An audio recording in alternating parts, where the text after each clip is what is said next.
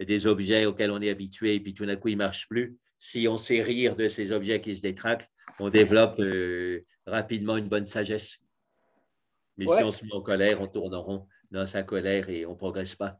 ouais. Et enfin, l'ensemble a impressionné les gens. Aussi, quand j'ai parlé de dire dans la tradition arabe et arabo-musulmane. Enfin, Oui, et surtout que les gens, ils ont bien rigolé. Donc l'ensemble, en tant que tel, était très impressionnant. Il y a des gens qui m'ont écrit plusieurs. Donc, s'il vous plaît, répétez. Ça a été, je vais enfin amener d'autres personnes. Bref, le très bien. message est passé, est bien passé et pourquoi pas ne pas le reprendre si c'est vraiment. Oui, oui, tu me préviens un peu à l'avance, On comme a ça on eu, peut l'annoncer clairement. oui, Voilà, hein, on a eu une bonne présence, hein, et c'était oui, oui, une trentaine de personnes. oui, oui. Voilà. Donc, voilà, on commence notre débat aujourd'hui. Comme on a dit, le titre général, c'est toujours pris de ce fameux livre, La mystique du silence, qui traite de la tradition du silence dans la plupart des religions, dans les traditions chrétiennes, euh, juives, soufis, musulmanes et aussi hindouistes et bouddhistes. Et même un peu chinoise et taoïste, oui, mais Euh, c'est court, mais j'en parle oui, aussi, c'est c'est cool. intéressant ce que tu dis. Mais Les Chinois et les taoïstes. aujourd'hui, on va plutôt nous concentrer sur le silence dans le judaïsme. Comme j'ai dit, il y a un chapitre remarquable qui déjà évoque essentiellement le message du silence d'après d'après, soi-disant, l'expérience ou plutôt le cycle du prophète. Et Jacques Vigne, on a consacré un chapitre dans ce livre. Il s'est inspiré d'un livre de Michel Masson intitulé Élie ou l'appel du silence. Moi-même, j'ai fait un livre sur le sujet de 300 pages il s'intitule Le silence dans le judaïsme. Et Le silence essentiel, dans le judaïsme, oui, le uniquement silence dans là-dessus. le judaïsme, ça fait, oui, c'est à peu près 400 pages, notamment chez Élie, il y a chez le hassidisme, il y a plusieurs.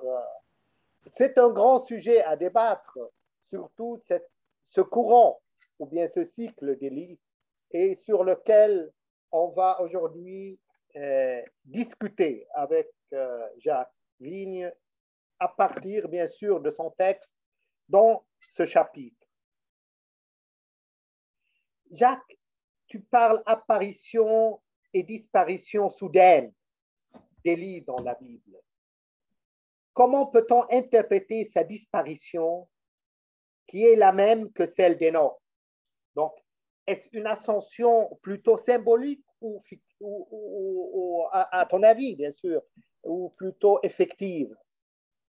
Oui, donc on peut considérer ça comme une ascension symbolique et ça peut faire penser à d'autres maîtres qui donnent un enseignement, puis après, ils savent qu'ils ont planté des germes et ils demandent aux gens de continuer par eux-mêmes.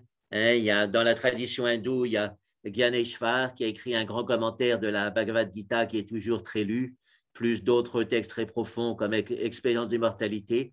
À 21 ans, il s'est assis, il a dit qu'il en avait fait assez et puis il est mort. Alors, bon, on peut dire, OK, il avait une maladie qu'il a emportée à 21 ans, mais enfin, pour lui, il sentait que ce qu'il avait fait était complet. Et effectivement, quand on voit son œuvre, on peut se dire, ben oui, si on médite son œuvre, on peut aller vraiment vers la réalisation.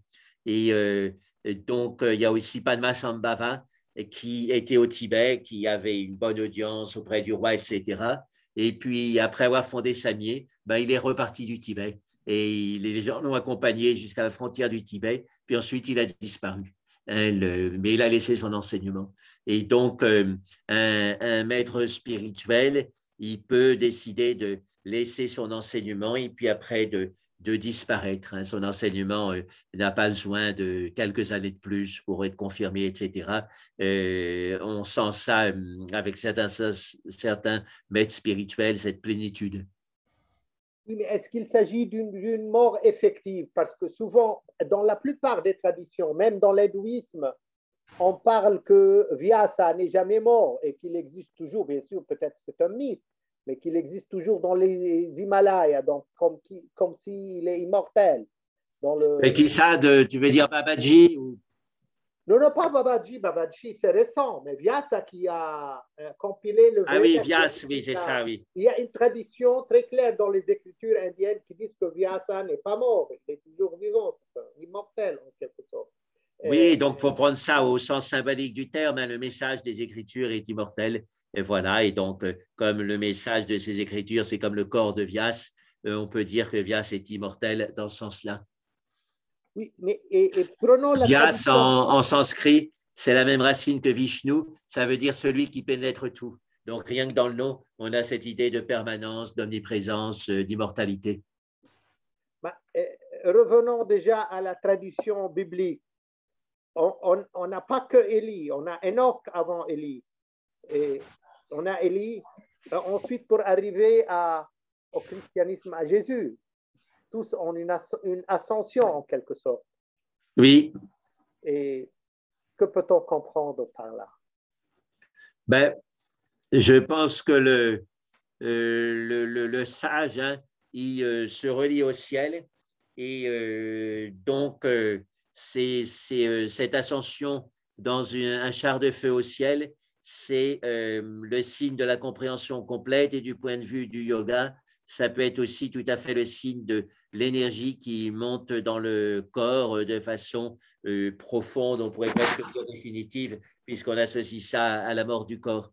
Et dans l'épisode du Bouddha, enfin dans un épisode du Bouddha, il y a un moine errant qui a eu cette montée au ciel dans une colonne de feu.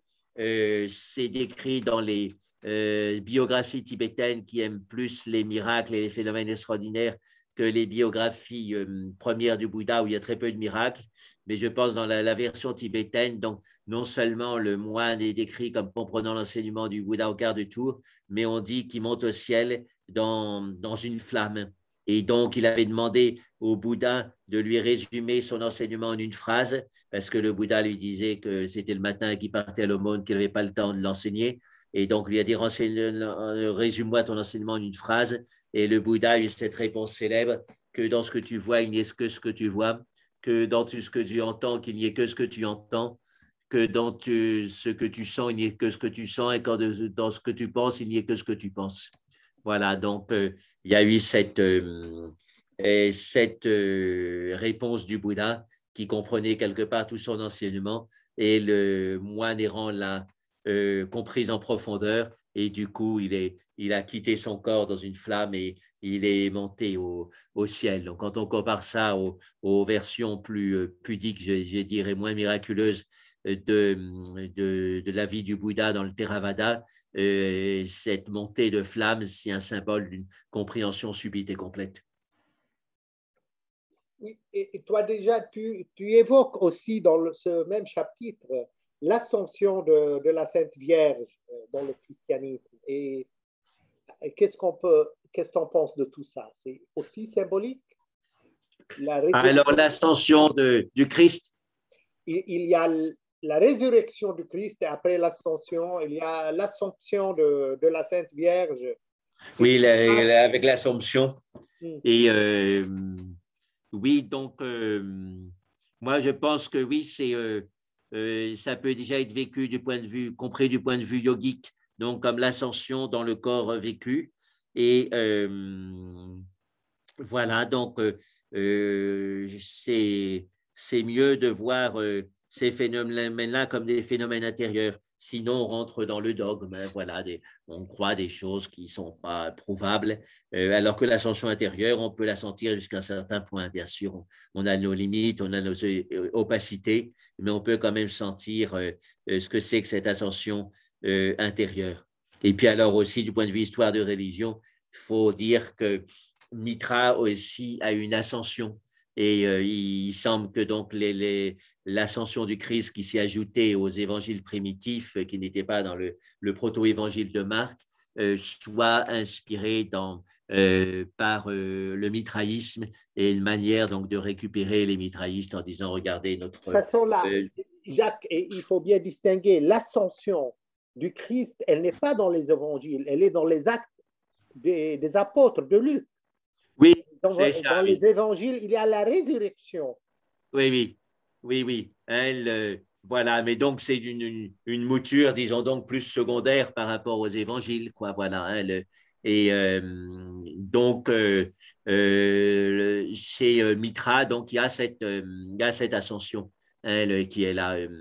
Donc, j'ai plus les détails en tête, mais Mitra monte au ciel avec, je pense, ses disciples aussi qui sont autour de lui, qui le voient monter au ciel.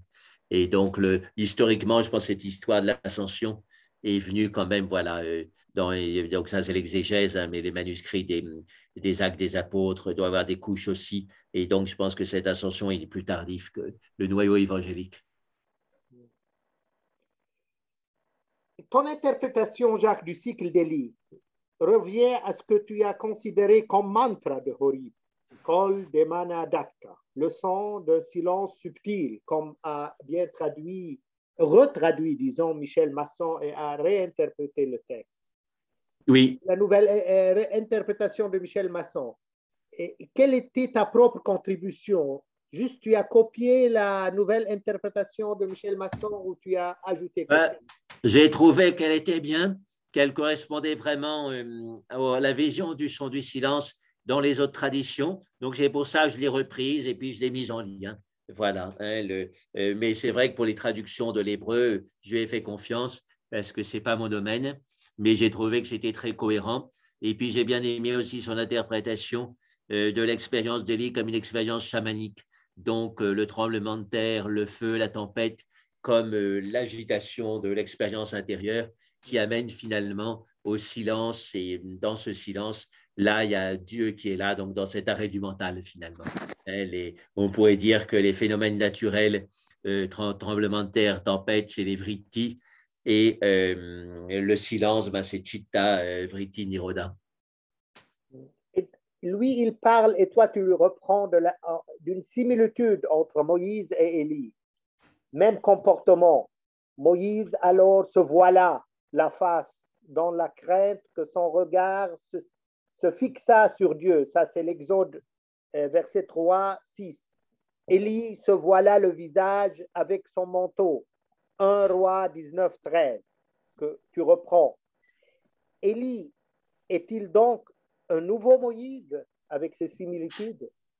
Oui, alors ça, c'est ce que j'ai appris en lisant Masson. Hein, donc, je ne suis pas exégète professionnel, je n'ai pas lu des douzaines de choses là-dessus, mais j'ai trouvé que les idées de Masson étaient très claires. Effectivement, donc il y a un parallèle. Moïse est plus public, il a fait une loi pour tout le peuple. Élie est plus mystique, mais les deux ont une expérience parallèle du divin. On pourrait dire, c'est un schéma, hein, il faudrait nuancer, mais que Moïse a vu Dieu. Et donc, les Juifs lui ont dit, toi qui as vu Dieu, parle-nous, parce que nous aussi, on voit Dieu, on meurt. Et on pourrait dire que Élie a entendu Dieu.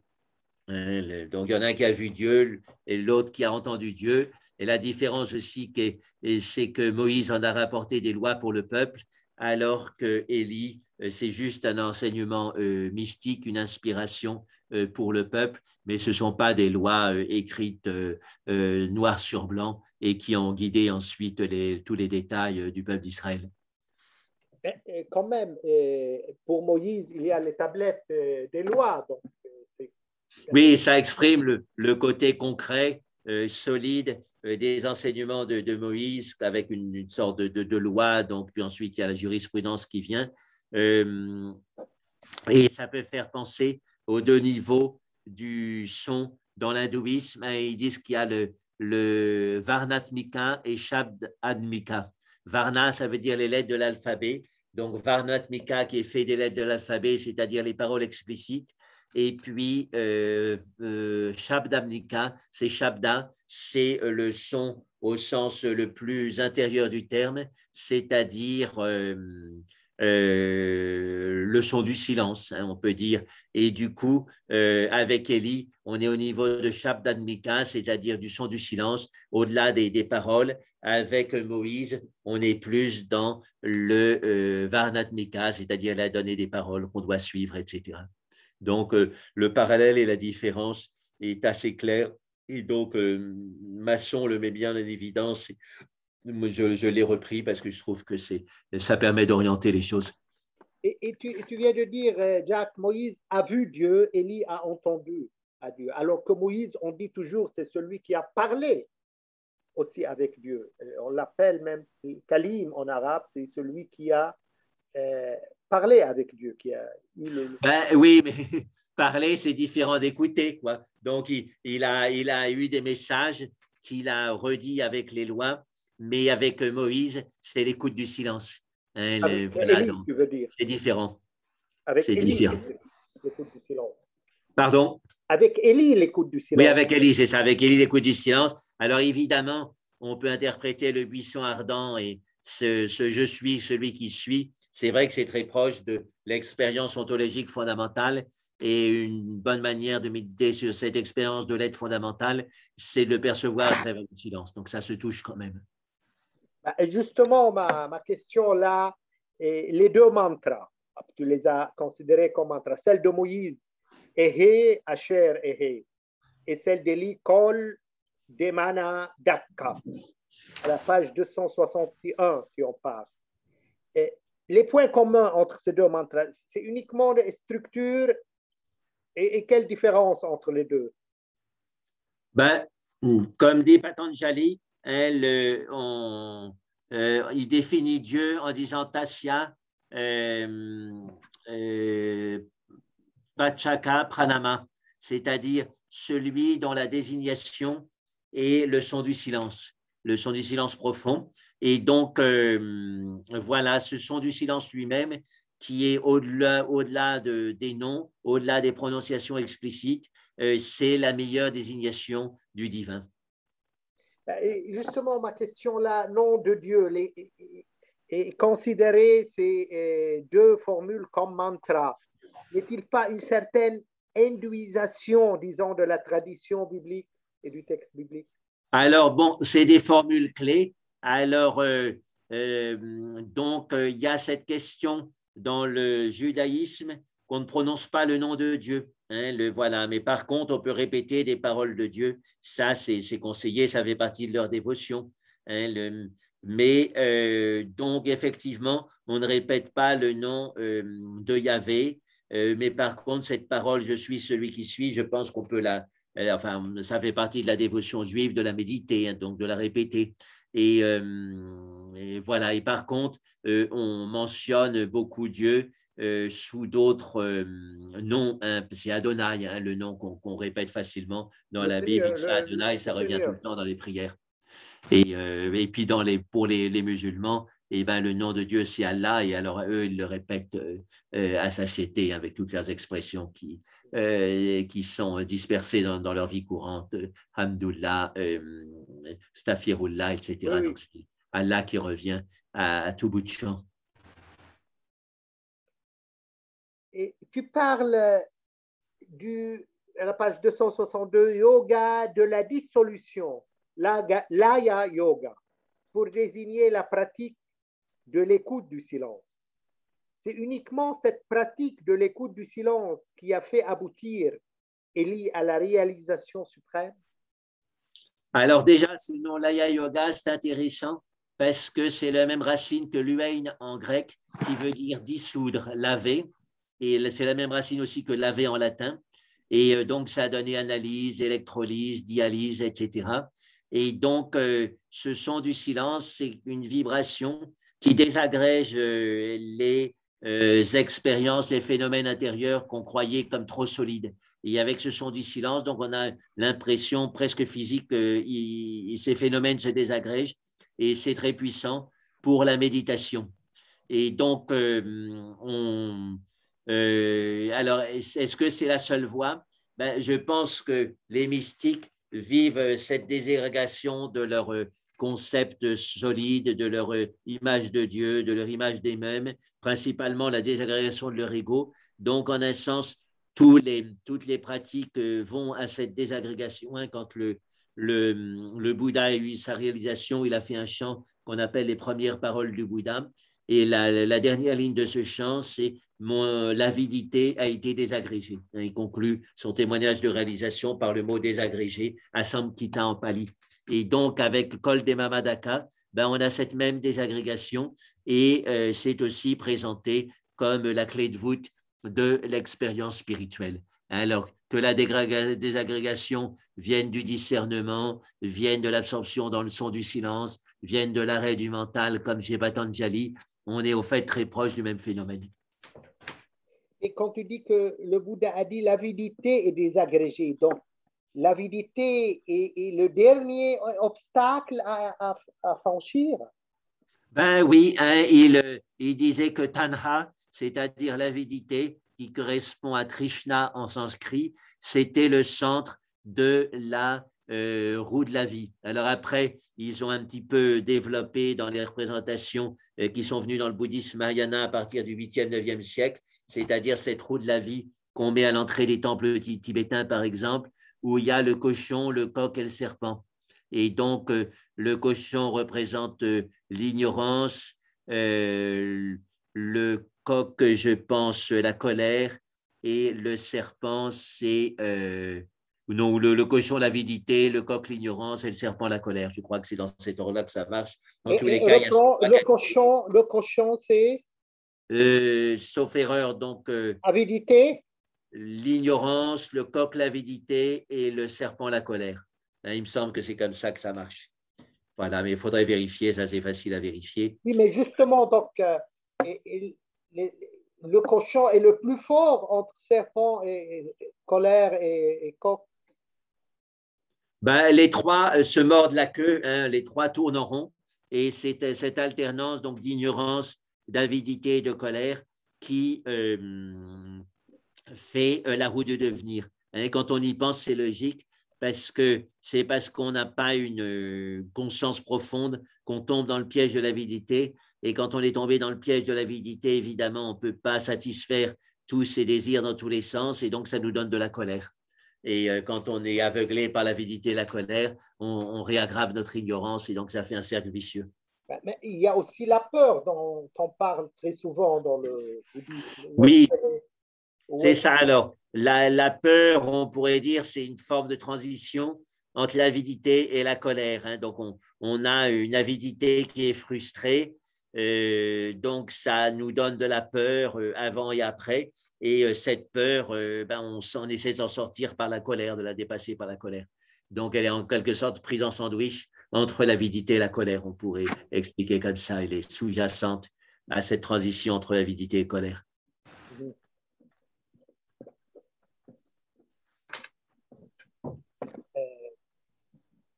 Donc, on tourne entre ces trois, si j'ai bien compris, peur, disons, ignorance, colère et avidité.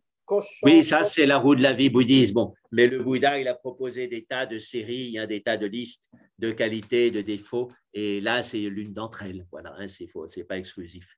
Mais c'est vrai que ça permet de rassembler pas mal de choses. OK.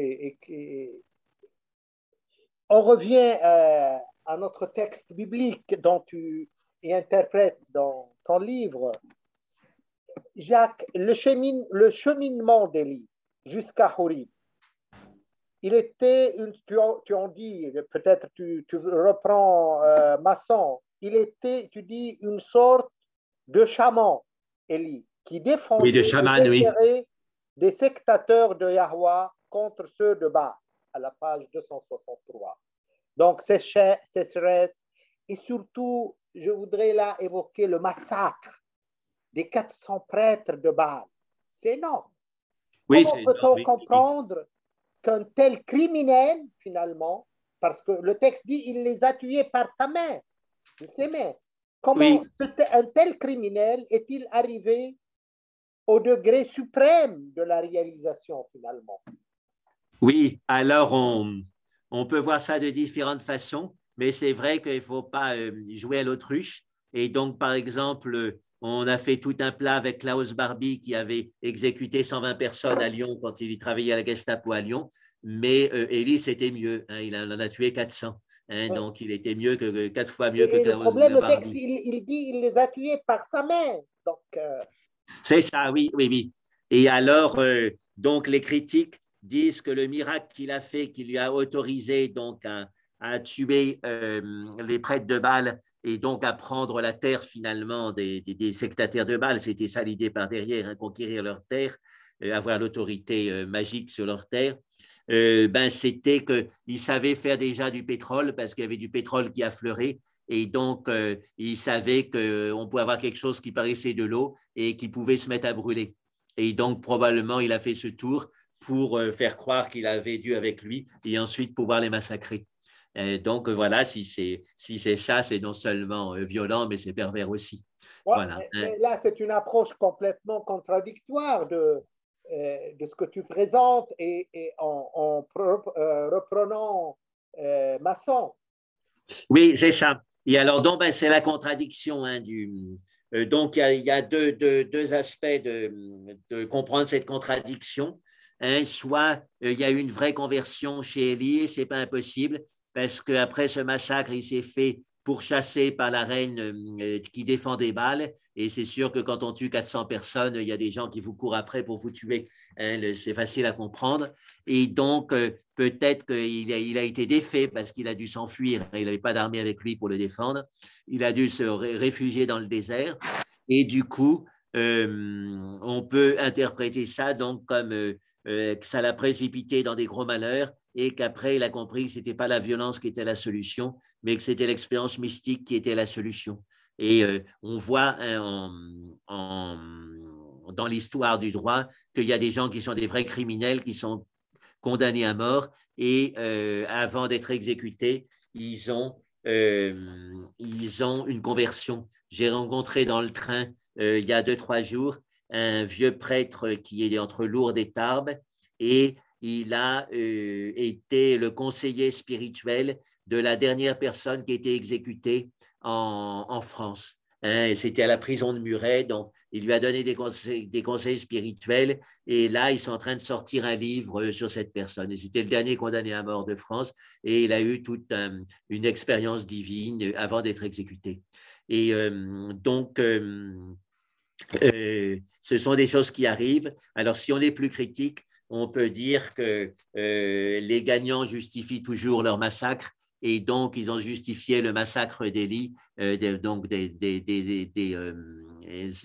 ennemis d'Israël, les prêtres de Baal, en faisant un grand mystique. Hein, donc ils ont fabriqué en quelque sorte son truc mystique pour justifier le massacre et justifier leur conquête du territoire de Baal. C'est aussi, on a le droit d'avoir une... Jacques, c'est pas Élie que tu présentes, dont tu dresses le schéma, l'image, le tableau. Oui, mais ça, j'en parle plus dans Violence et monothéisme. Donc après, et donc l'illusion missionnaire, là, je reprends de façon critique cet épisode d'Élie. C'est une autre interprétation, mais qui est tout à fait possible. Hein, on rend le criminel mystique pour mystifier l'histoire, mystifier les gens. D'ailleurs, l'itinéraire d'Élie rejoint l'enseignement du yoga, d'après ce que tu dis. Le but de la pratique spirituelle n'est pas le développement de pouvoir spirituel, s'ils disent, mais l'arrêt du mental. Donc, descendre du feu, tout ça, et c'est pas ce qu'on cherche à la page 264. Oui, ça c'est assez clair, oui, oui. Où est-ce qu'il est l'arrêt du mental chez Élie? Quel est? Où est-ce Oui. qu'il est? Tu parles, ce qu'on cherche, c'est pas donc les pouvoirs, mais c'est l'arrêt du mental. Ben, il y a deux niveaux d'arrêt chez Élie. Il y a le niveau immédiat, donc quand il entend le son du silence en poudre, hein, le col des Mamadaka, la voix d'un silence en poudre, là, on peut dire c'est typiquement l'arrêt du mental. Hein, voilà, il n'y a plus que ce silence et il n'y a plus rien qui bouge. Alors ça, c'est l'expérience immédiate, mais il y a eu un arrêt après parce qu'il a été consulté par les gens d'Israël et il voulait en gros qu'ils reprennent de l'action, qu'ils redeviennent un guide pour Israël. Et quand on lit de près le cycle d'Élie, il a refusé.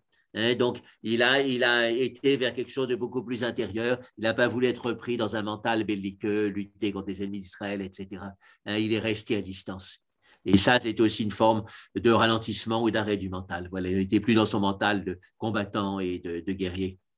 Donc, il y a une certaine conversion chez Élie, tu vois? Ben oui, si on veut être positif, on peut interpréter ça comme ça. Donc, oui, de toute façon, on va en parler. Alors, si on est critique, on peut dire que c'est triste d'avoir une religion où le plus grand mystique est considéré comme Élie. Hein, les chrétiens sont d'accord là-dessus, les juifs aussi mettent très haut Élie, alors qu'il a tué 400 personnes de ses propres mains. Et sinon, l'autre grand mystique, ben, c'est Moïse. Et Moïse, il a ordonné, donc, dans l'Exode, hein, c'est je pense le chapitre 20 ou 21, il a ordonné de tuer ceux qui avaient adoré Yahvé sous forme du veau d'or. Hein, ce n'est pas qu'ils avaient adoré notre Dieu, ils avaient adoré Yahvé, mais simplement il lui avait donné une forme pour faciliter leur dévotion de veau d'or. Il a ordonné les tuer dans l'Exode, donc on dit qu'il y a eu 3000 morts. Et il n'y a pas un mot de regret, hein, il n'y a pas un mot de critique, on dit c'est très bien, c'est la puissance de Dieu, et on en a tué 3000. Et il y a un autre épisode moins connu, quand Moïse a approché de la Terre Sainte, il y a eu une révolte dans le peuple, hein, il y en a qui ne vous croyaient pas à son histoire, et alors il a lancé une malédiction, et ils ont été enterrés. Et ils disent qu'il y en a 13 000 ou 13 500. Donc, je cite hein, dans mon livre L'illusion missionnaire qui est sur mon site, je cite ces passages. Et donc, si on ne croit pas qu'avec une malédiction, on peut envoyer sous terre 13 500 personnes, ça veut dire qu'il les a massacrés. Donc, si on rajoute 3 000 et 13 500 personnes, ça fait 16 500 personnes pour les débuts du monothéisme. Voilà, donc ça fait beaucoup. Je crois que, enfin, les chiffres, tu sais que dans la Bible, on exagère avec les chiffres. Ben, c'est-à-dire, on donne des chiffres pour dire un grand nombre. On parle que Noé a eu 1000 ans de son âge, etc. C'est des exagérations pures. Ouais. Mais comme disait Voltaire, quand on tue un homme au nom de Dieu, on peut en tuer 1000. Oui, de toute façon, là, pour ces chiffres, même moi, pour Élie, imagine-toi, est-ce qu'on peut tuer, il aurait pu, de sa propre main, lui seul, tuer 400 personnes. Si c'était des moutons, il ne l'aurait pas pu faire. Ben oui, mais il avait peut-être une force en lui qu'il voulait tuer, justement. Ça peut décupler la force. C'est une exagération. Une sorte de folie. Une sorte de folie et de tuer. Et alors, il y a un parallèle très intéressant qui est embarrassant pour l'islam. C'est Ali qui fait un massacre des Juifs sur la place de Médine. Oui, c'est connu. Oui. Et donc, Ali et Élie, c'est pratiquement le même nom. Et donc, il en tue 400 ici. Et il y en a 400 qui ont été tués par d'autres, mais Ali, le cousin du prophète, donc en a tué 400 et bien sûr, le prophète a approuvé. Et si on associe le prophète à Moïse, puisque l'épithète principale de Moïse dans les textes judéo-chrétiens de cette époque, c'était celui qui est loué, c'est-à-dire Mohammed, hein, on l'appliquait à Moïse. Et donc, on retrouve le cousinage entre Moïse et Élie, et chacun donc contribue à massacrer les ennemis du peuple à sa manière. Écoute, ce récit de Ali, il est presque apocryphe. On ne prend pas. Moi, je l'ai. Mais justement, je crois qu'il voulait mettre le symbole était fort par derrière, c'est-à-dire Ali est le nouvel Élie, et c'est lui qui massacre les Juifs habituels qui sont devenus comme des prêtres de Baal parce qu'ils ont dévié de la véritable orthodoxie d'après la vision de l'islam. Et donc, ils méritent la mort et surtout de débarrasser le terrain pour que l'islam puisse s'installer. Donc, ils reprennent ce vieil épisode, mais en faisant des Juifs de leur époque, des adorateurs de Baal, et donc ils méritent d'être massacrés par le nouvel Élie qui s'appelle comme par hasard Ali, et qui comme par hasard en tue 400 aussi. Attends, Et là, les égorge aussi. Hein, c'est le il même. ne faut pas aller trop loin. Là, le récit, j'ai un livre sur ce récit. D'abord, Ali et c'est pas Élie. En français, Ali et Élie, ça peut être proche, mais en hébreu et en arabe, c'est pas Élie, c'est Elias. Donc, c'est très loin de Ali. Ali qui est un Aïn. Oui, L'autre, c'est Elias, un A. oui. Et là, un. Deux, il n'y a pas 400, il y a 150 dans le récit, qui est un récit apocryphe, disons, ou plutôt D'accord, de la Shira alors, oui. pour montrer une certaine force. Donc, c'est pas Exactement 400, oui. Bon, moi, pas. j'avais pensé voir Et, 400, oui. et j'imagine les deux récits sont apocryphes, même celle d'Élie, on peut euh, pratiquement et effectivement, montre-moi une personne, même si c'est un Superman, comment peut-il égorger 400 personnes, ces personnes qui sont, ils n'ont pas une force, aucune force pour se défendre contre une seule personne, c'est pas très disons, c'est pas très réel, c'est réaliste, ce récit. Il a beaucoup d'exagération.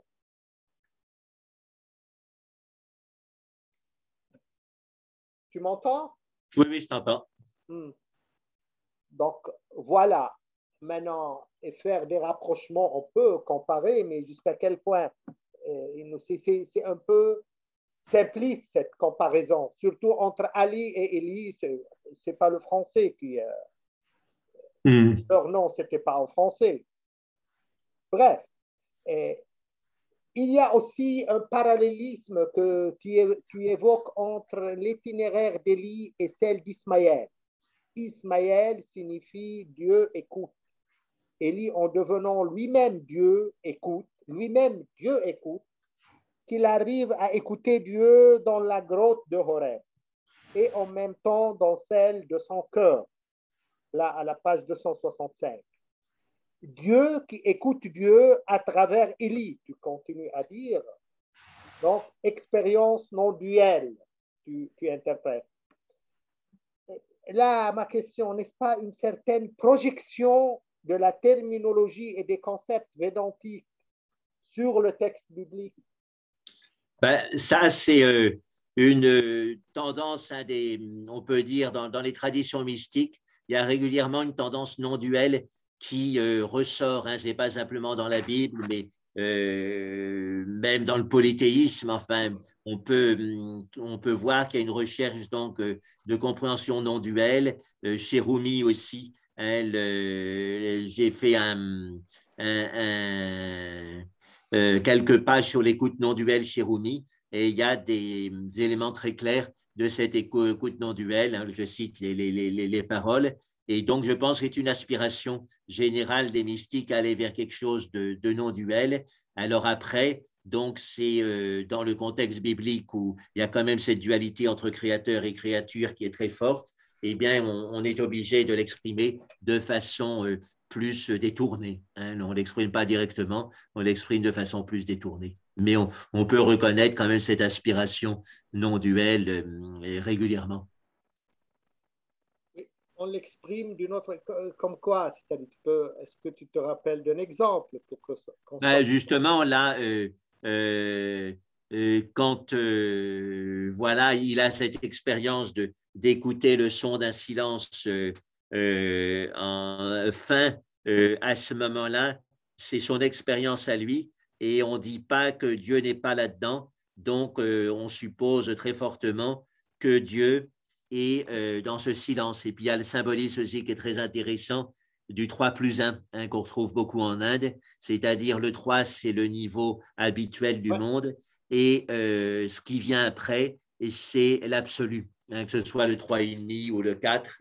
Et donc là, c'est la quatrième expérience d'Élie qui est ce silence. Et donc, avec ce symbolisme, ça devient clair que ce silence est Dieu. Voilà, et donc ça devient une expérience non duelle parce que c'est tout ça qui est Dieu, et Élie est en quelque sorte disparaît dans cette expérience. On va y revenir. Mais déjà, il y a Élie et Moïse, et maintenant on est devant une autre dualité, comparaison, Élie et Ismaël. Oui. Donc, on dirait que Élie, comme s'il reprend toute l'histoire d'Israël ou des grands figures d'Israël, il les réincarne en quelque sorte. Oui, c'est pour ça, je pense que les Juifs et les chrétiens à leur suite, et je pense les musulmans aussi, ont une grande révérence pour Élie. Et voilà, et puis le grand commandement d'Israël, hein, c'est « Écoute Israël, le Seigneur est ton Dieu est le seul Dieu ». Et donc, ça commence par l'écoute. Hein, la réalisation de l'unité divine, c'est par l'écoute. Et effectivement, quand on entend ce grésillement du silence, tout simplement, dans la nuit, par exemple, eh bien, on a un sentiment immédiat d'unité. Et ça vient de l'écoute, ce sentiment immédiat d'unité. Ce n'est pas une vision, parce que dans la vision, on peut avoir des formes, du coup, des détails, des dualités. Mais là, dans l'écoute, c'est quelque chose de directement unique. Et la propriété du son, elle est très intéressante parce que le son met tout notre corps sur la même longueur d'onde dans la seconde même. Hein. Quand on fait une voyelle, par exemple, quelle qu'elle soit, tout notre corps se met à vibrer sur la même longueur d'onde. Et c'est déjà une expérience d'unité. Et donc, on comprend que l'expérience du son soit reliée à l'expérience mystique d'unité, et en particulier le son du silence, parce qu'avec le son du silence, on ne sait pas d'où il vient. De même que l'unité divine, on ne sait pas où elle est, on ne sait pas d'où elle vient, mais on a ce sentiment qu'elle est partout. Et pour reprendre un petit peu l'itinéraire d'Élie, Jacques, d'un côté un massacre sur le Carmel, de l'autre une grande transcendance sur Horeb. Cette transcendance, elle a en quelque sorte effacé ce massacre ou son crime. Alors, je pense que c'est la leçon quand même, hein, pour être positif, c'est la leçon des choses, mais le problème de la Bible, c'est qu'ils n'ont aucune critique au niveau du massacre de Bâle. Hein. Pour eux, c'était bien, voilà, hein, c'était un bon combattant, il a fait progresser Israël, il a fait gagner des points dans le match pour gagner la terre d'Israël, et donc il n'y a aucune critique du massacre. Alors que, par exemple, quand on prend quelqu'un qui était aussi criminel, c'est Milarepa, hein, avec la magie noire, il a tué 32 personnes de la famille de son oncle qui avait spolié sa mère de l'héritage. Mais après, il a regretté ça. Il a vu qu'il allait en enfer. Et donc, il y a une vraie critique à la fois chez lui et puis chez son biographe. Alors que dans la Bible, il n'y a pas de critique. Hein. Il a égorgé 400 personnes. On trouve que c'est très bien. Ça pose problème. Justement, c'est l'esprit, à ton avis, monothéiste qui vante les... Oui, je crois, oui. Hein, notre Dieu est le plus fort, c'est lui qui a tué le plus de gens, donc c'est lui qui a raison. Hein, c'est très primitif comme argument, et c'est malheureux qu'ensuite ils aient pris quelqu'un comme ça comme modèle des mystiques pour tout le monothéisme. Puisque d'ailleurs, toi, tu parles dans ce chapitre, le Baal, auquel on sacrifie les enfants. Les sacrifices humains qu'on donne au Baal. Oui, mais bon, ça, voilà, c'est la version de la Bible, mais il y a par exemple Philippe Soler qui a écrit le livre Violence et monothéisme, et il disait que quand on comparait la violence des peuples, les païens n'étaient pas plus violents que les Juifs. Hein. Alors évidemment, on peut prendre certains aspects, mais les Juifs qui exécutaient des prisonniers de guerre, on pouvait dire qu'ils sacrifiaient des êtres humains à leur Dieu aussi. Hein, voilà, c'est comme les conquistadors qui ont critiqué beaucoup les Aztèques pour faire des sacrifices à leur Dieu, mais au fait, ils exécutaient des prisonniers de guerre. Et quand on fait les chiffres des morts qu'ont fait les conquistadors, d'après les historiographes modernes, les spécialistes de la démographie historique, on en est à 90 millions de morts pour, pour 150 ans. Hein, entre 1592 et 1650, on estime que 80 millions d'Indiens ont péri, directement ou indirectement, de l'invasion des conquistadors. Donc, on a des chiffres beaucoup plus grands que quelques sacrifices de prisonniers à un dieu. Tu parles d'où, dans quel, en Amérique, c'est-à-dire? Amérique du Sud et Amérique centrale. Ouais. Oui. Ensuite, les Américains du Nord, on a rajouté des millions. Voilà, mais c'était peu par rapport aux 90 millions de l'Amérique centrale et de l'Amérique du Sud. Bah, En il y a 150 ans. aussi les invasions mongoles en Inde. Ça a donné encore pendant 2 siècles 80 millions de Ben, morts. on dit, oui, enfin, les invasions musulmanes en général, on a ce chiffre de 80 millions, mais il faudrait effectivement savoir ce qu'on en dit maintenant. Je pense qu'avec les changements politiques en Inde, on peut étudier maintenant cette violence musulmane en Inde de façon plus libre. Voilà, parce qu'avant, il y avait une sorte de chapeau du Congrès qui ne voulait pas de problème avec les musulmans et donc qui empêchait d'étudier ça de façon quantitative, objective, historique. Maintenant, je pense qu'on se rapproche de choses plus réalistes. Oui. Donc, ça, c'est des choses à suivre. Hein. Effectivement, j'ai vu ce chiffre de 80 millions, mais je ne l'ai pas trouvé voilà, et argumenté de façon très précise. Donc, il faudrait regarder ce qu'en pensent des différents types d'historiens, voilà, comparer ce qu'ils disent. Jacques, il y a une comparaison entre le récit d'Élie et Dieu n'était pas le vent, n'était pas dans le feu. Et là, un roi, tu viens d'évoquer ça, ce verset, 1 roi 19, 11, 12. Oui. Il n'était pas dans l'ouragan, dans le tremblement de terre 3 plus 1, comme tu as dit là. Yahweh n'y était pas. Et puis, un son de silence et là, tu compares, là, j'ai vu que c'est curieux et intéressant, avec un récit du Ramayana. Quand on présente les hommes un par un à Sita, lui demandant si Rama, son mari, est parmi eux. À chaque fois, elle répond non. Mais quand vient le tour de Rama, lui-même, elle se contente de garder le silence. À la page 267. Ma question, est-ce toujours, quand il s'agit de la vérité suprême, la réponse n'est que le silence? Oui, on peut dire ça. On peut dire ça. Et dans les Upanishads, on parle du soi en disant là d'où les mots reviennent sans l'avoir atteint. Et souvent, Vijayanda a cité cette parole. Là d'où les mots reviennent sans l'avoir atteint. D'où les mots.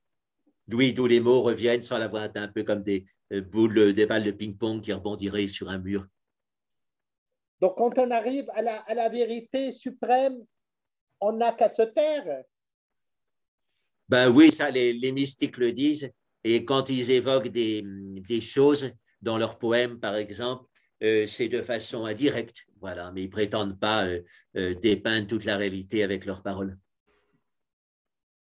Et là, est-ce qu'on rejoint un petit peu le silence de Bouddha, à ton avis?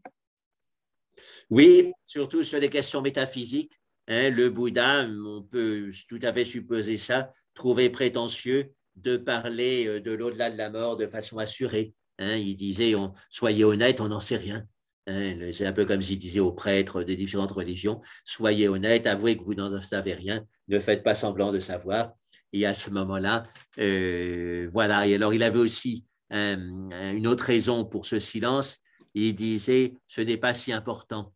Hein, on sait qu'on est blessé dans cette vie comme par une flèche, et plutôt que se demander quelle est la caste, le genre, le nom de famille de la personne qui vous a envoyé la flèche, la chose urgente, c'est de mettre le pansement sur sa plaie, d'empêcher l'hémorragie.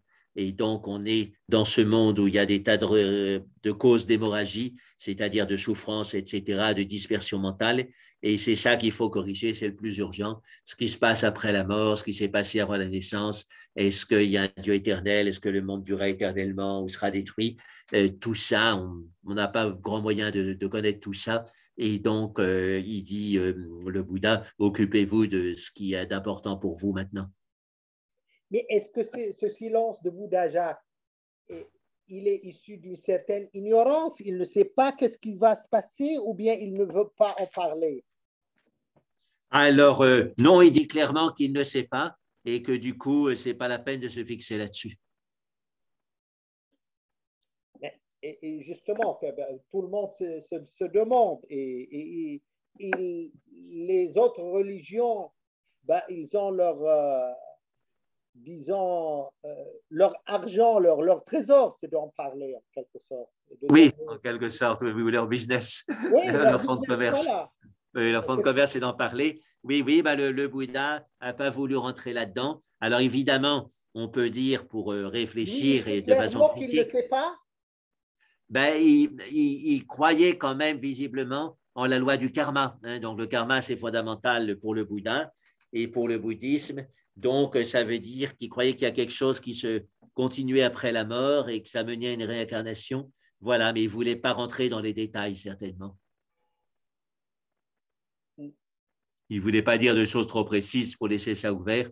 Et voilà, je pense que c'est ce qu'on appelle le noble silence. Donc, il y a 14 Oui, questions. justement, ce noble silence, parce que là, finalement, et que ce soit le texte biblique, et, c'est très expressif, non? Et dans l'ouragan, Dieu n'était pas là, dans le feu, Dieu n'était pas là, mais quand il est là, on ne dit pas qu'il est là. Oui, On, alors on retrouve on se les tait. 99 mots, noms d'Allah dans l'islam et puis le centième qui est le silence. Voilà, hein, donc il y a cette idée aussi très clairement dans la mystique musulmane hein, du centième nom de Dieu qui est le silence. Et, euh, et le Christ, quand il parle, enfin Saint Paul, quand il parle de Christ, il dit que Dieu lui a donné un nom qui est au-dessus de tout nom. Hein, donc, on pourrait dire que le nom qui est au-dessus de tout nom, c'est le son du silence, hein, qu'on peut percevoir, sur lequel on peut méditer, mais qui n'est pas un nom au point de vue explicite, avec des consonnes, des voyelles et des syllabes. Et donc, ce nom au-dessus du tout nom, on retrouve ce Shabdatmika, c'est-à-dire fait du son du silence. Même l'exemple que tu donnes, il est assez expressif et aussi même expressif. Rama, elle se tait parce que Rama, c'est Dieu dans le. Oui, oui, oui. Et elle ne dit pas que c'est Dieu. Donc, encore, c'est la vérité suprême et où on est silencieux, on ne la déclare pas, on se Et concentre. dans une Upanishad, ils ont des flashs poétiques et mystiques très intéressants. Et à un moment, on dit, quand le sage réalise le soi, tout ce qu'il peut dire, c'est Ha. Voilà, et juste ça. Et, et dit ça, c'est clairement dit dans une Upanishad. Le silence, il peut être interprété d'une manière et d'une autre qui est complètement contradictoire. Donc maintenant. C'est-à-dire, il y a des silences déjà qui sont positifs, silence de l'amour, de l'extase, etc. Et puis, il y a des silences qui sont négatifs. Hein, et voilà, des silences ou des abstentions d'action qui sont négatifs. Hein. Si on laisse, par exemple, un mensonge se répandre sans rien dire, c'est plutôt une mauvaise action. Là, le silence est une mauvaise action. Voilà, hein. Donc, il faut bien distinguer tous ces niveaux de silence. Hein, il y a des silences qui sont presque criminels. Voilà, on laisse les gens s'enfoncer, on dit rien, et puis après, ils ont des tas d'ennuis où ils meurent. Voilà, donc, puis il y a le silence de la lâcheté dans une dictature, etc. Tout ça, ce sont des différents niveaux de silence. Puis il y a le silence de la colère aussi. Les gens se taisent parce qu'ils sont en colère, parce qu'ils boudent. Donc, ça, ce n'est pas des silences mystiques. Mais Jacques, justement, je reprends ce contraste. D'un côté, il y a le silence quand on arrive. Là, je reste toujours dans le contexte du texte biblique. Quand on arrive à Dieu, il y a le silence. On n'en Oui, parle plus.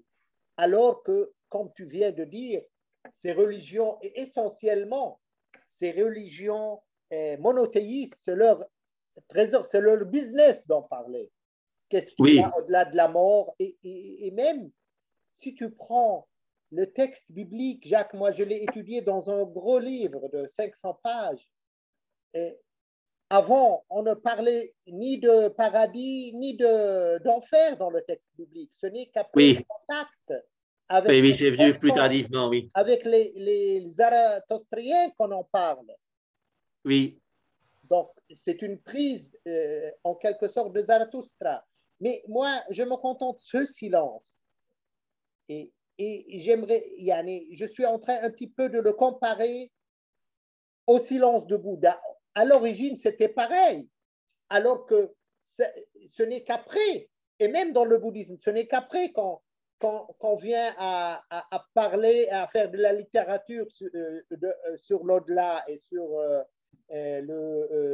la métaphysique, ce qui est après la mort. oui, Mais à l'origine, le texte biblique même, il est sobre dans ce cas. oui, oui, oui, oui, oui. Oui, Donc, cherchait visiblement, il ne cherchait pas à développer des choses très précises là-dessus. ouais.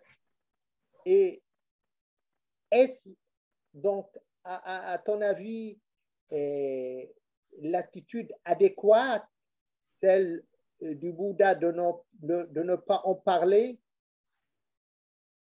Oui, alors puis ils interprétaient le Bouddha lui-même et ses successeurs interprétaient très régulièrement les enfers comme des états mentaux.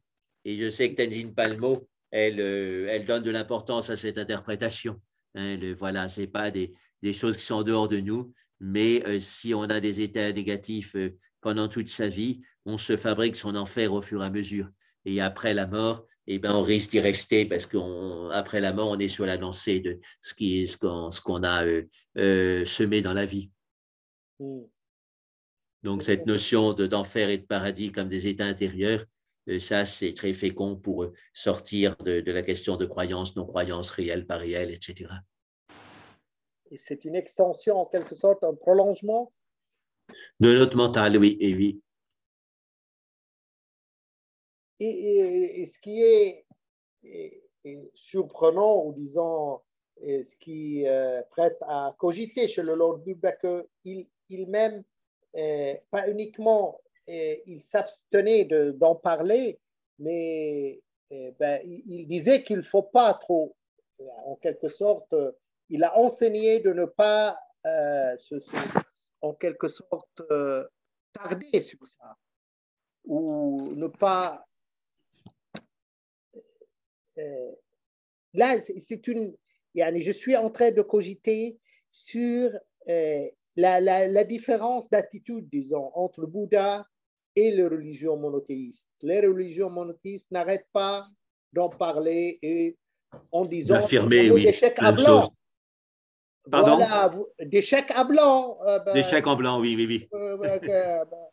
Nous voilà, fais ça et tu auras au paradis telle chose, telle récompense. Alors que là, le Bouddha de l'autre côté, c'est complètement le contraire. Oui, Ça ne sert à rien d'en parler, au contraire, ça bloque, ça peut empêcher l'évolution et oui. le progrès spirituel. Et Donc, il y a quelqu'un qui a été encore plus clair peut-être que le Bouddha là-dessus, sur ce silence de l'expérience mystique, c'est Nagarjuna. Hein. Et Nagarjuna, il disait très clairement, le grand défaut de l'homme, c'est de prendre des choses qui sont relatives et d'en faire un absolu. Et régulièrement, et en politique aussi, les politiciens fanatiques qui font un absolu de leur idéologie, mais aussi en religion. Hein, ils prennent des notions qui ne sont pas mauvaises, hein, ça peut être de l'éthique, ça peut être, ou simplement ils aiment bien leur dieu tribal, ils voudraient qu'il soit plus honoré, mais après ils en font un absolu qu'ils essaient d'imposer à toute la planète, et c'est là qu'on en arrive à des guerres saintes sans fin. toi, tu en parles souvent de l'illusion missionnaire. Est-ce qu'on, et en quelque sorte, c'est pas ça le fond de l'idée de Bouddha déjà de promettre des paradis, etc. Après, mais continuer à souffrir dans l'intention de trouver le contraire après la vie. Et ça n'empêche Oui, pas ça peut en être une quelque forme de sorte à se névrose. Hein. libérer de ces souffrances. Oui, se libérer de cette névrose et d'espoir tout le temps sur ailleurs, ailleurs, ailleurs, et revenir ici et maintenant. Et c'est ce qu'avait retrouvé par elle-même Rabia El Adivier, tu as insisté là-dessus. Elle ne voulait pas de mercantilisme, je fais ça pour avoir du plaisir au paradis ou pour éviter la souffrance en enfer. Elle disait, ça, c'est pas du véritable amour de Dieu, c'est du mercantilisme. On négocie avec Dieu comme avec un revendeur, et puis on lui achète des choses, et puis on veut pas d'autre chose qu'il peut nous fournir. Voilà, hein, donc c'est important, et c'est aussi le dépassement de la dualité. Mais pour le bouddhisme lui-même, ceux qui sont venus après, tu prends autrefois, tu as dit une chose remarquable, que donc dans la tradition tibétaine, c'est moitié bouddhiste, moitié tibétaine. Oui, et que c'est pas si facile de faire la différence entre les deux. C'est ce que disait le maître de essentiellement, Tenzin même Palmo. ceux qui sont venus après Bouddha, c'est-à-dire la tradition post-bouddhiste, elle a cogité beaucoup sur l'au-delà. On en trouve beaucoup de choses, ces Oui, envers dont tu parles. Donc, ce n'est pas une déviation de l'esprit de Bouddha, en quelque sorte? ben, déjà, c'est tôt. Il y a l'Abhidhamma qui est venu. Donc, il y a trois groupes dans les textes bouddhistes, hein. Il y a les sutras du Bouddha, les paroles du Bouddha lui-même. Et puis, il y a les Vinayas, c'est-à-dire les règles monastiques. Et puis, il y a l'Abhidhamma. C'est toutes sortes de classifications psychologiques et de compréhension du monde. Et alors, certains historiens disent que ce n'est pas fait par le Bouddha lui-même, mais c'est fait par les premières générations. Ça s'est constitué assez vite. Et donc, ça fait partie des bases du bouddhisme, mais le Bouddha n'a certainement pas systématisé autant sa pensée que le fait l'Abhidhamma. Hein, Abhi, ça veut dire les bases, hein, les bases du Dharma. Et donc, il y a cet aspect de systématisation qui a été là assez tôt et puis qui ensuite a continué. Je me souviens que j'avais été à un séminaire à la Maison des sciences de l'homme avec un grand indologue et qui est encore vivant à l'époque, je pense qu'il est mort maintenant. Et lui, quand il parlait de la pensée indienne, il disait, quelles que soient les écoles, ils aimaient bien les classifications. Et effectivement, bon, nous, on est habitués aux classifications avec la science, mais là, c'est leur théologie, leur psychologie, leur mystique, leur pratique méditative. Tout ça, c'est basé sur des listes, des listes, des listes. Hein, voilà, mais bon, pourquoi pas, hein, c'est une manière de se repérer dans le fouillis du mental et des émotions et de la manière dont on peut gérer tout ça. Hein, donc, il se raccroche beaucoup à des listes. Et il faut savoir aussi que c'était des traditions orales. Donc, quand on a une liste, on dit les 8 facteurs, enfin les 7 facteurs d'éveil, par exemple, ou les 5 obstacles, et bien, il faut en trouver 5 ou 7. Donc, il faut se souvenir. Et donc, ces listes chiffrées, ça, ce sont des aides-mémoire aussi, il faut les voir comme ça. Je reprends là une formule que toi-même tu as repris de Michel Masson, et là tu la cites à la page 269. Élie n'est plus Élie, car Dieu n'est plus Dieu. Cette transformation est-elle due à l'expérience mystique de la grotte? Et quelle différence entre le Dieu d'Élie à ce moment et le Dieu de Moïse? Oui, ben, Élie, au début, avait une notion guerrière de Dieu, hein, qui lui a ordonné de massacrer, d'égorger les prêtres de Baal. Et après, donc, sa notion de Dieu a changé. Donc, dans ce sens-là, on peut dire que le Dieu auquel il croyait avant n'était plus le Dieu auquel il croyait après. Voilà, hein, donc très différent. Et pareil, donc il y a des différences entre Moïse et Élie. Hein, Moïse, donc, était guerrier, a conquis Israël, a fait des massacres. Hein, il faut appeler les choses comme elles sont, dire appeler un chat un chat. Donc, il a fait des massacres.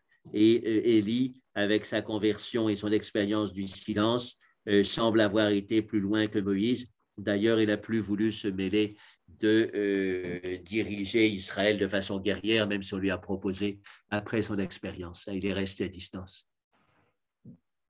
Et comment Dieu n'est plus Dieu, donc il a une autre vision de Dieu? C'est-à-dire, sa vision de Dieu a changé. C'est ça que je pense vous voulez dire, Masson, dans cette formule-là. Sa conception de Dieu, son expérience de Dieu a changé. Et Élie, dans les évangiles, tu en parles, surtout Jean-Baptiste. Élie est déjà venu là on cite la parole de Jésus que tu reprends à la page 275 de Matthieu 17, 12. Élie est déjà venu, mais ils ne l'ont pas reconnu, Jésus dit. Donc, Jean est-il en quelque sorte une réincarnation d'Élie? Oui, alors ben, c'est ce que semble dire Jésus, hein, voilà. Et donc, on a dans les évangiles, même pas apocryphes, hein, classiques, plusieurs allusions au fait que Jésus pouvait croire à des phénomènes de réincarnation, de retour. Et au niveau d'Élie, c'est un courant traditionnel très puissant. Et je raconte de temps en temps que Chandra Swami avait été visiter Israël, invité par des disciples.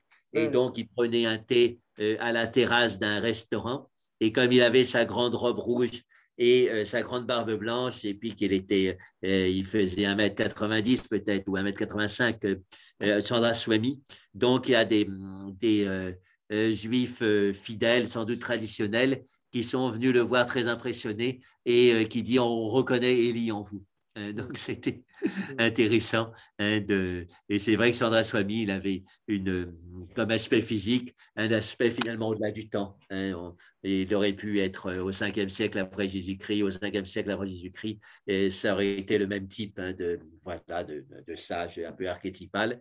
Et donc, c'est ça aussi qu'il y a derrière cette idée que Élie revient. Il revient dans différents corps, mais c'est la même sagesse qui revient. Donc, est-ce que tu vois dans ce verset de l'Évangile une certaine reconnaissance de la réincarnation? Oui, un peu comme dans la tradition sikh, par exemple, les 10 premiers gourous sikhs qui avaient des noms différents signaient tous Nanak.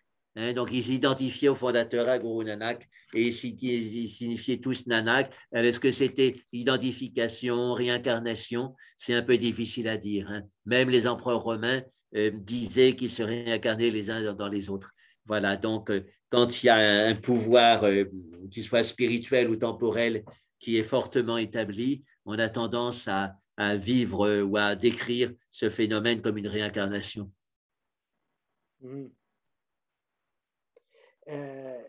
Dernière question avant de donner la parole aux gens qui sont présents.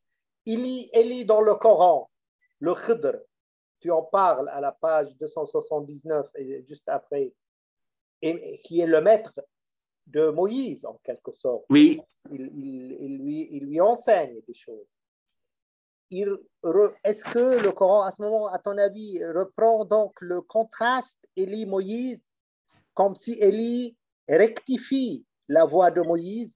Et sur quelle source se base-t-il, le Coran, à ton avis? Ben oui, je crois qu'il y a un certain bon sens. Hein. On voit bien que Élie a quand même une tendance plus mystique que Moïse, donc on peut supposer que logique que ce soit Élie qui enseigne Moïse. Alors pour les historiens, donc hein, il y a des couches différentes dans les textes. Est-ce que la couche du livre d'Élie est venue après les enseignements dits de Moïse ou pas? Ça, je suis plus trop dans l'exégèse là depuis 10 ou 15 ans. Et donc, je ne sais pas ce qu'en penseront les exégètes professionnels et les historiens. Mais en tous les cas, au niveau symbolique, c'est assez logique de comprendre que la personne la plus mystique enseigne la personne qui est dans l'action et qui essaie d'appliquer dans l'action les enseignements du gourou. Hein. Dans l'Inde, il y avait le Rajguru, hein, le gourou du roi, qui lui donnait des enseignements spirituels pour être un meilleur roi. Et donc, c'est des tendances qui reviennent régulièrement dans les religions sociales. Et là, on peut voir ça, l'interprétation d'Élie comme le maître de Moïse, on peut voir ça comme une sorte de gourou du roi. Hein, le Moïse étant plus le roi parce que c'est lui qui a fait les lois, qui a administré le pays, il était même juge, Moïse, alors que Élie n'était rien de tout ça, mais il pouvait donner une inspiration. Donc il y a une réinterprétation des événements de la Bible qui a sa logique. Que peut-on, à ton avis, comprendre de ce récit initiatique coranique? Khidr, Élie qui enseigne une nouvelle voie à Moïse, qui est d'ailleurs le premier prophète et le plus grand. Oui, ben, je pense que même les grands prophètes, ils peuvent être repris par leur ego quand ils sont adulés par la foule, par tout un pays, et donc ils ont besoin d'un maître spirituel qui puisse réduire leur ego. Hein, sinon, ils risquent de tomber dans l'absolutisme. C'est dans ce sens que tu comprends, c'est-à-dire là. Ben, c'est l'idée du roi philosophe ou alors du roi qui est conseillé par un philosophe. Même si le roi n'est pas complètement philosophe, il est conseillé par un philosophe. Et à ce moment-là, si le philosophe est un vrai philosophe, les choses se passeront bien mieux. Hein, il y a dans le bouddhisme un des textes classiques les plus célèbres, c'est les questions du roi Milinda Oui. au sage Nagasena. Ouais. Donc, le titre du livre, c'est les questions du roi Milinda. Donc, c'est normal qu'un roi se pose des questions spirituelles et s'il a des bonnes réponses et s'il pratique selon ces bonnes réponses, sa royauté sera bien meilleure. Et il y a aussi dans le roi Bodja qui a eu un gourou et donc qui lui a enseigné les Yoga Sutras de Patanjali. Il a fait un commentaire très profond des Yoga Sutras Patanjali alors qu'il était roi. Voilà, donc on a des exemples comme ça de liens entre le gourou et le roi. Il y avait le roi qui était le Peshwa de Pune, Shivaji, qui avait comme gourou Samrat Ramdas. Voilà, et donc leur relation est bien documentée dans l'histoire du XVIIIe siècle au Maharashtra. OK. Ben, là, on va donner déjà la possibilité aux gens qui sont présents, s'ils ont des questions à poser. Oui. Depuis quand est-ce qu'il y a une réinterprétation des éléments de la Bible? Alors, qu'est-ce que tu en penses, Louis, toi qui es dans l'histoire des religions? Il y a toujours des interprétations et des réinterprétations. Donc, la Bible, là, ce qu'a fait Michel Masson, c'est en fonction, il est revenu au texte lui-même à partir d'un terme. Là, si on prend Col de Manadaka, comme ça a été traduit traditionnellement dans la Vulgate, c'était le sang d'une brise légère. Oui, qui est subtil. Donc, oui. Lui, en revenant au texte hébreu qu'il a fait une réinterprétation. Donc, quand est-ce qu'il y a eu une interprétation? Toujours, la Bible a été donc sujet à interprétation et réinterprétation. C'est pas, ça n'a jamais été, ça ne s'est jamais arrêté, à mon avis. Donc, il y a toujours ce qu'on appelle une réactualisation du sens. Et c'est ce que l'Église a en quelque sorte favorisé et encouragé avec Jean XXIII et depuis Vatican II, ce qu'il a appelé aggiornamento, c'est-à-dire de réactualiser essentiellement et avant tout l'interprétation de la Bible et ensuite réactualiser beaucoup de choses. Donc, qu'est-ce que c'est?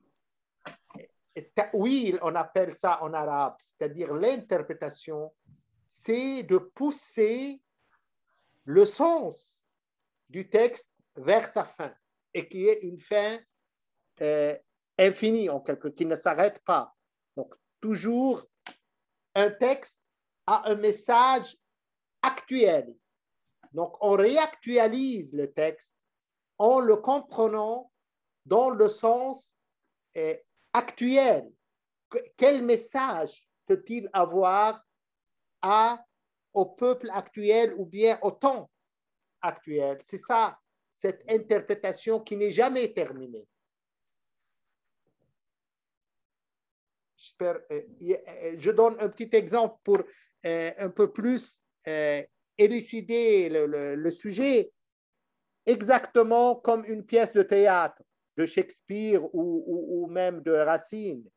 Il y a un metteur en scène, c'est ce metteur en scène qui va permettre de la jouer. On ne joue pas Racine à 2020 comme on l'a joué à son époque. Donc, il y a toujours un metteur en scène qui redonne un certain sens, une certaine interprétation à cette pièce de théâtre et qui est actualisée, donc qu'elle puisse en quelque sorte envoyer un message à l'homme actuel et qu'elle puisse lui parler dans les grands sujets de ce qu'il occupe, de ce qu'il préoccupe, et lui donner en quelque sorte des solutions ou des réponses aux questions qu'il se pose. C'est le même texte, mais avec une mise en scène nouvelle. On ne change pas le texte. Racine, il est toujours le même, mais on le comprend autrement. Et c'est exactement le texte biblique ou le texte spirituel. Il a toujours cette possibilité d'une réactualisation, d'une réinterprétation, une mise à jour qui le fait une réflexion. S'adresser aux gens actuels, voilà, à l'homme contemporain. Merci.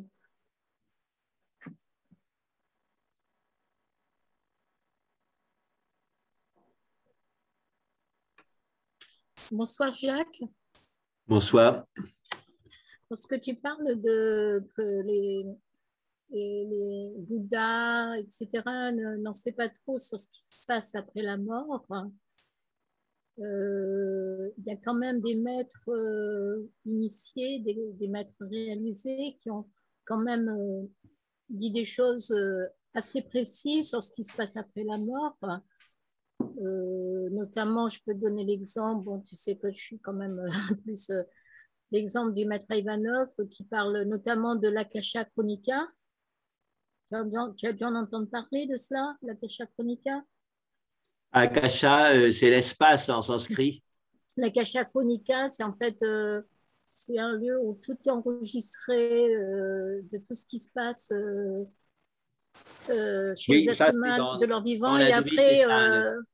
Et après, ils revoient tout le film de leur vie après la mort.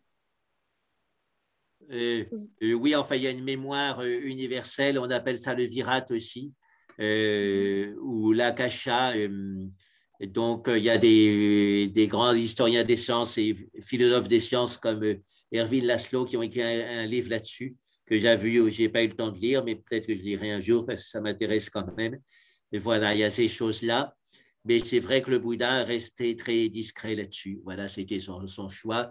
Alors oui. Après, les Tibétains ont fait le livre de la mort où ils parlent beaucoup de ce qui se passe après la mort. Voilà, donc ils savaient que le Bouddha était discret là-dessus, mais ça ne les a pas empêchés de réfléchir. Mais justement, ce n'est pas du bouddhisme, ça. Ben, pour eux, c'est du bouddhisme. Ils disent c'est un développement. Voilà, c'est comme un arbre. Il pousse des nouvelles branches. Voilà, il reste attaché au tronc, mais il pousse des nouvelles branches. Pour Tenzin Palmo, le bouddhisme tibétain, c'est justement une forme complète de bouddhisme. Et elle trouve que dans le bouddhisme Theravada, il y a des choses qui manquent et que le Mahayana a rajouté des choses qui manquaient. C'est une longue discussion. Ouais. Enfin, toujours est-il qu'il y a quand même des maîtres qui en parlent avec une certaine précision de ce qui se passe après la mort. Oui. Voilà. Oui, mais le Bouddha, donc, il n'a pas voulu rentrer là-dedans. Et le chant akashique, tu me l'as fait acheter, d'ailleurs, je l'ai, le livre.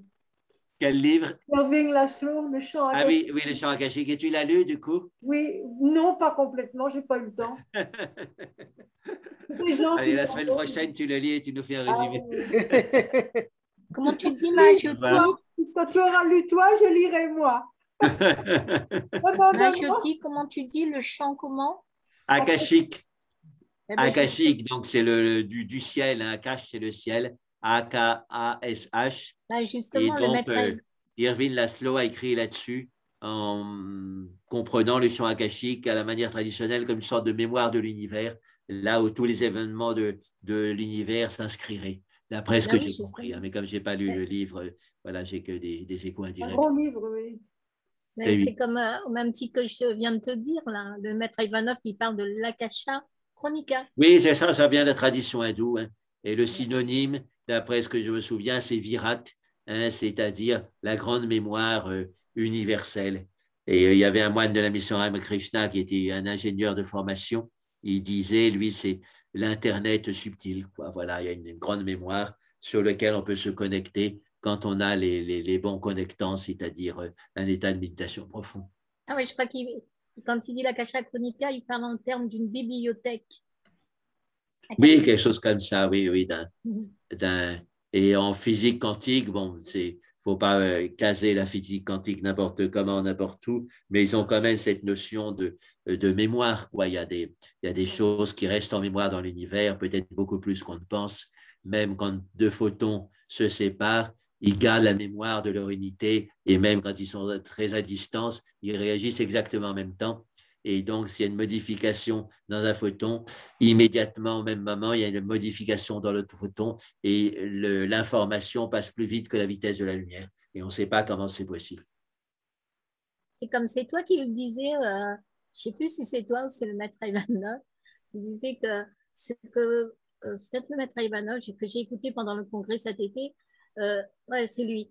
Ce à quoi tu penses à la dernière seconde avant ton départ, ça détermine ce que tu vas vivre après ta mort.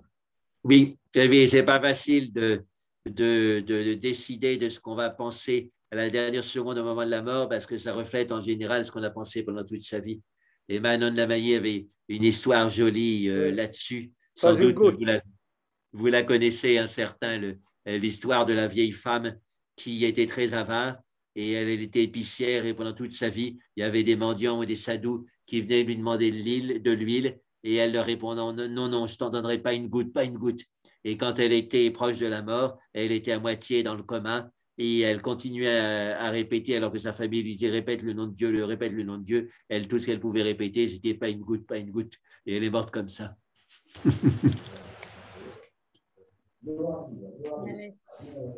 C'est pas très drôle.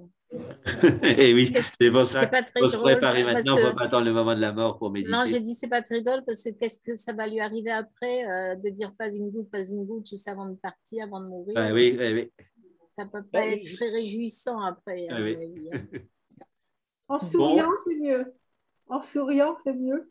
En souriant, mourir, à sourire, oui. De toute façon, je crois, Jacques, c'est même dans la Bhagavad Gita, on dit que la dernière idée, ce à quoi on pense juste avant de partir, c'est là où on... Oui, c'est comme une rampe de lancement. Ça nous mène dans une direction. Dans la Bhagavad Gita, c'est très clair. Oui. Et on raconte l'histoire de Nim Karoli Baba. Une nuit, il a demandé des chapatis. Et il était 3 heures du matin et à l'époque, il n'y avait pas de gaz, pas d'électricité. Donc, il fallait allumer le charbon de bois, faire la pâte à chapatis, la laisser reposer, faire les chapatis. Donc, ça a pris 2 heures pour lui faire plein de chapatis, puis les avaler à toute vitesse. Et personne n'a osé lui demander pourquoi il avait fait ça, parce que ce n'était pas du tout dans son habitude. Et 3 semaines ou un mois plus tard, il a expliqué. Il a dit j'ai senti que j'avais un disciple qui était en train de mourir et ça a été confirmé. Donc, effectivement, il y a un de ses disciples qui était mort cette nuit-là. Et lui a senti à distance qu'il avait très envie de chapati et que s'il gardait cette envie de chapati, ça lui donnerait une mauvaise réincarnation parce qu'il serait mort sur un désir plutôt vulgaire. Et du coup, il a pris ce désir sur lui et c'est lui qui a mangé les chapatis à sa place pour le libérer de ce désir. Donc, c'est des histoires entre maîtres et disciples. Et ça, ils aiment bien ça en Inde parce que, voilà, c'est leur monde, quoi, de télépathie, le gourou qui prend le karma de son disciple au moment de sa mort, le gourou qui suit son disciple au moment de la mort, même à distance. Tout ça, c'est typique de l'ambiance spirituelle hindoue. Jacques, si je peux me permettre de donner un petit témoignage rapide. Oui. C'est un ami, un grand ami à moi qui était médecin, un espagnol à Paris et qui était disciple du maître Ivanov. Il était d'ailleurs le responsable du centre fraternel à Isgrève, à Ville d'Avray. Et puis il m'a fait, parce qu'il m'a envoyé des textos peu de temps avant de mourir parce qu'il a eu un cancer. Et de son vivant, il me disait toujours qu'il avait toujours hésité entre s'engager dans l'enseignement du Vedanta de Mananda Mahi parce qu'il avait une grande ferveur à Mananda Mahi.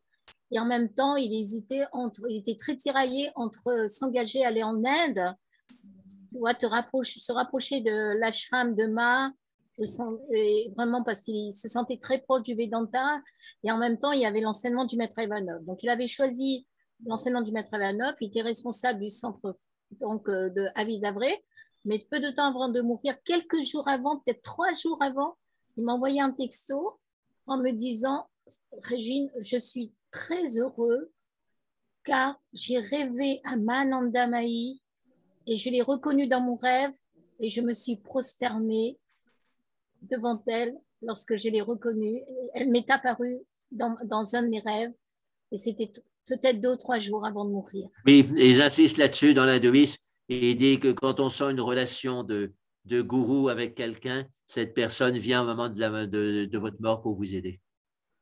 Ah oui, je crois que c'est ce qu'il a ressenti.